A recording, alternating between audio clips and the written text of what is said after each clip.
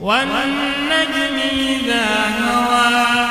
ما ضل صاحبكم وما غوى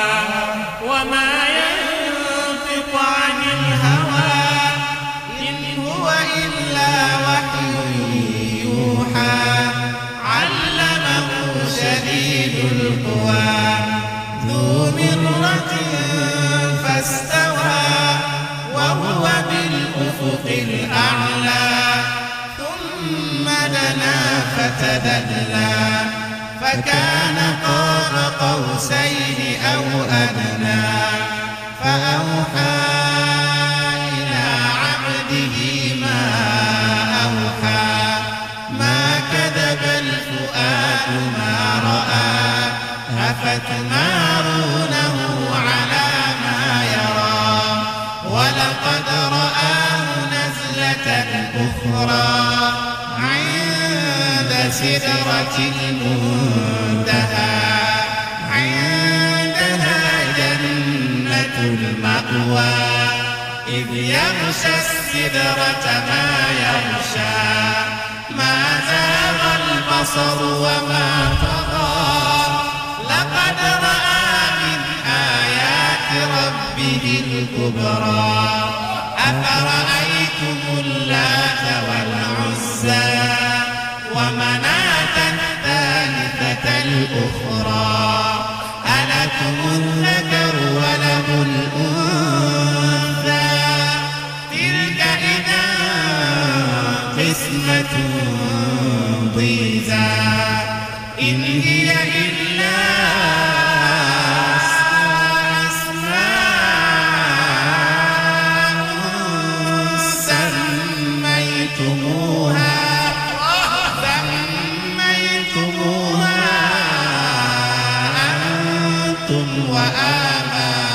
وآباؤكم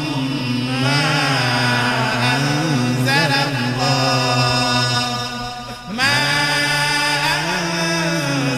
الله بها من سلطان إن يتبعون إلا الظن وما تهوى الأنفس ولقد جاءهم من ربهم الهدى أم للإنسان ما تمنى فلله الآخرة والأولى وكم من ملك في السماوات لا تغني شفاعتهم شيئا إلا من بعد أن يأذن الله لمن يشاء ويرضى وكم من ملك في السماوات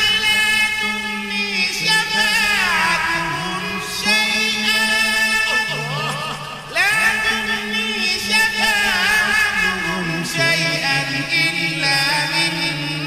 بعد أن يأذن الله لمن يشاء ويرضى إن الذين لا يؤمنون بالآخرة ليسمون الملائكة تسمية الأنثى وما لهم به من علم يتبعون إلا الظن وإن الظن لا يغني من الحق شيئا فأعرض عمن تولى عن ذكرنا ولم يرد إلا الحياة الدنيا ذلك مبلغهم من العلم إن ربك هو أعلم بمن ضل عن سبيله وهو أعلم بمن اهتدى